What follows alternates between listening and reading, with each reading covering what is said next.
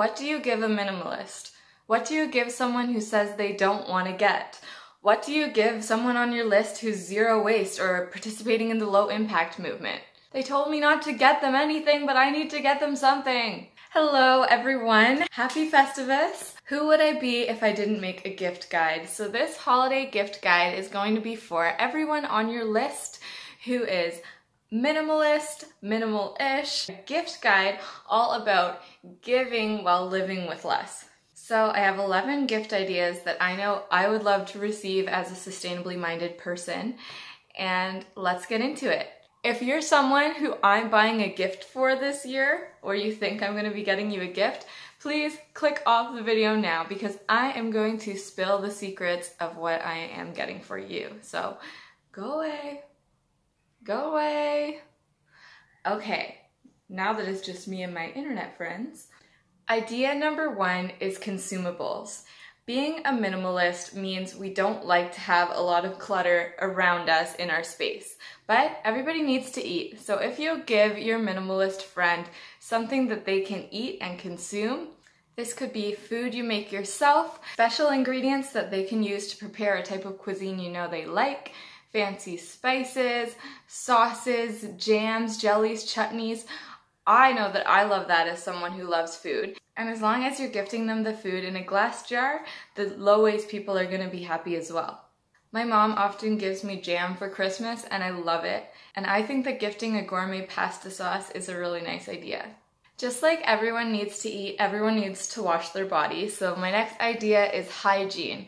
Minimalists are all about practicality, so they're not going to be upset if you're giving them something nice to clean themselves with or smell nice with.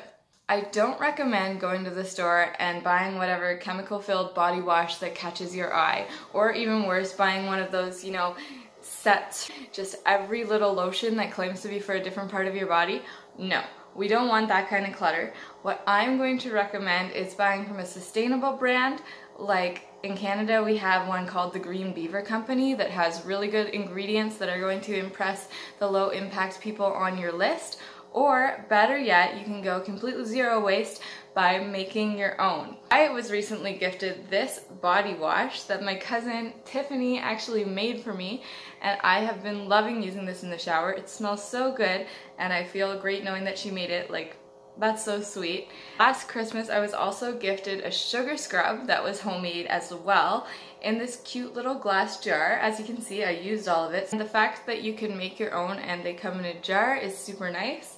In the description box, I'm going to link a facial hydrating oil that I am actually making for some people this year that is made all from natural and essential oils. My third idea is to give them the gift of learning.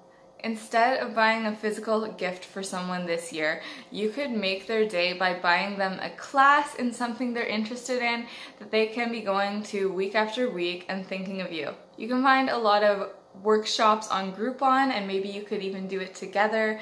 You could gift them a month membership at a gym or yoga studio, a cooking class to go to together. The possibilities are endless. Number 4. Give the gift of travel. I know that that's always the number 1 gift on my list. If anyone's looking to buy for me, I'm a size window seat on flight to Europe.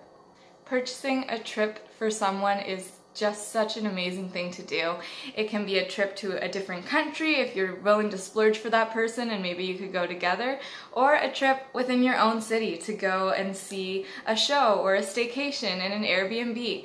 Minimalists are all about experiences over things, so if you're giving them an experience gift like learning or travel, they're always going to be happy.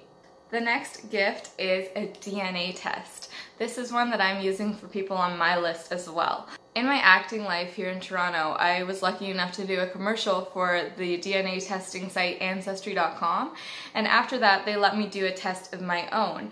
And my parents were just obsessed with looking up all the matches in our family on my test. So I thought Ancestry.com would be the perfect gift to gift along to someone. It doesn't take up any space, so it's totally minimalist friendly, and it's super unique. So if you have any genealogy fans to buy for, I recommend that. My next idea is a psychic service. So if you've been around my channel, you know that I'm a big spirituality junkie. I think a lot of people don't really prioritize psychic development because they think it's not for them or it's something that they wouldn't want to pay an amount of money for. But I think most of people are curious, so if you buy somebody a tarot reading or an astrology reading or an Akashic Records reading, I think that they would be super psyched about it. And it's such a unique gift and knowledge that they can carry with them along their journey. My next two ideas are to address that whole white elephant and past the present and Secret Santa kind of thing that happens in a lot of families and groups of friends. You know, when you're supposed to buy something that could apply to everybody in the group. I think that can be super wasteful because you're buying something blindly that you just think anybody would like to have. It's just not as personal as buying for one person.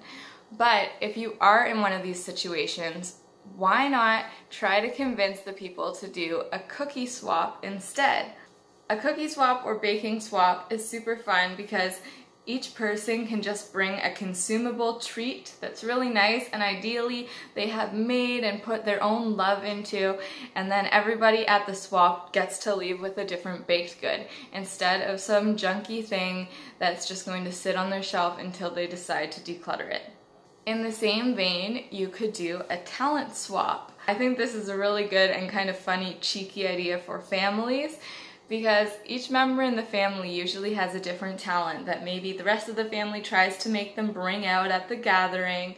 Like someone could be really good at playing guitar and singing, and someone could be a really good artist.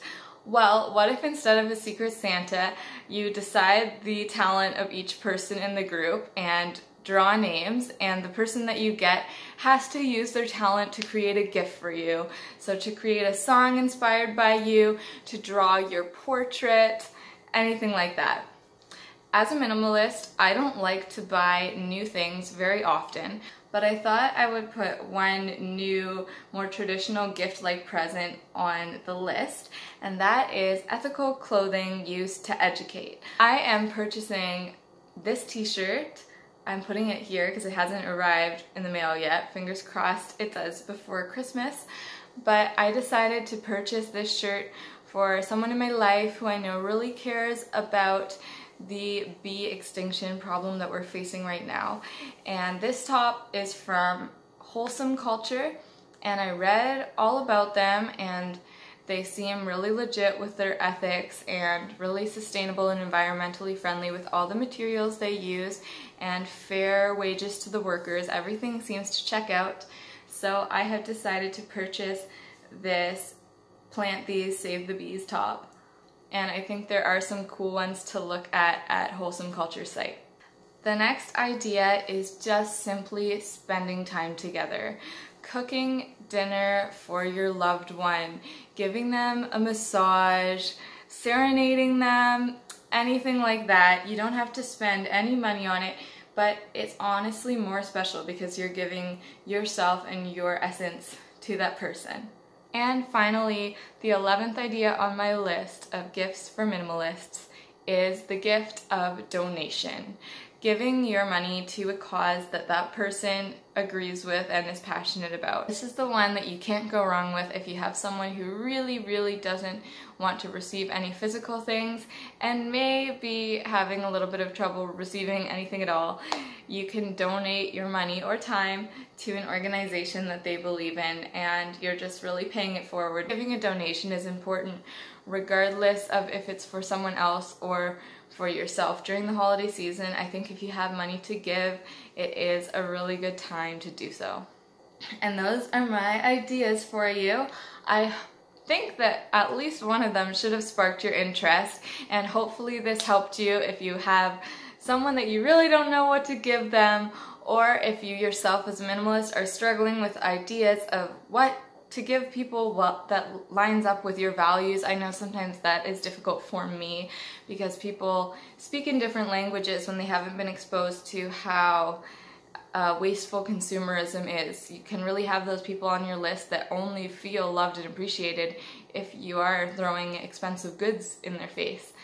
But I think you can gently educate with the way that you give and receive during the holiday season. Let me know if you have any more questions about how to navigate being a minimalist in the holiday season when consumerism is at its peak, and I will do my best to answer them for you. If you have any video requests for me, you can pop those down in the comments, and I would really appreciate it if you subscribed to my channel. That would be the perfect holiday gift for me, because I would love to give you a lot more videos in the future. So thank you so much for watching. I'm wishing you a Merry Festivus, and I will see you soon. Bye.